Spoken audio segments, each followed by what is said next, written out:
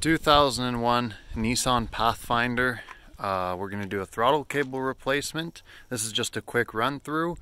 So the symptom was when you press the accelerator pedal, nothing happened, but the engine idled just fine. We found that the cable was broken, so to replace it, you remove the engine cover. 10 mil, 10 mil, 10 mil. You only need two tools for this job. You need like a 10 millimeter socket and ratchet, preferably with a 3-inch extension. You need a 14 mil wrench, and then a flathead screwdriver is a bonus. So we remove the engine cover after removing the 3 bolts, and then we find our throttle cable. So we have 2 cables here. We're gonna have, this is our cruise control. The way we know is it goes down to here, which is our cruise control, and then we have this one, which is our throttle. We chase the cable, goes back into the firewall right there. Super easy.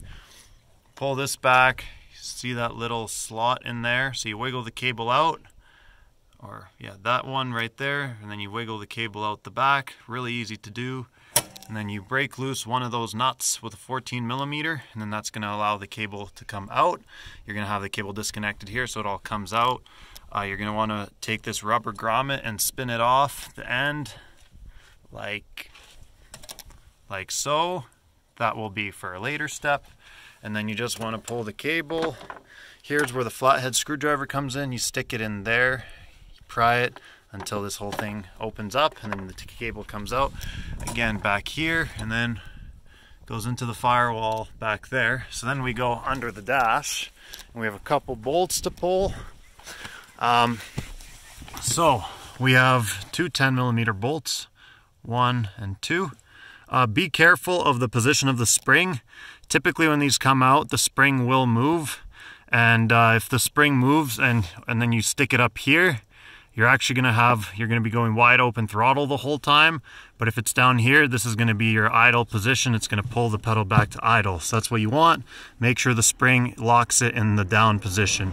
So 2 10 mils here, that's gonna loosen off your accelerator pedal, and then up there, you can see 1 10 mil there, and then 1 on that side. You're gonna have to undo those. I forgot to put my cable back in. This cable actually sits in that hole like so. So use a flathead or a pry tool. Just be gentle with it.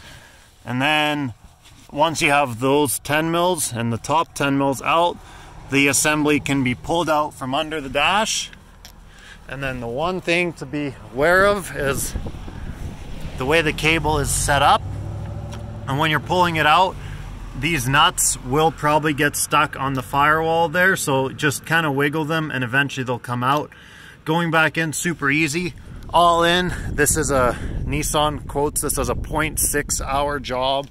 It's pretty easy. I'll just give you guys a quick show of the parts. So if they're broken, they will all be broken apart.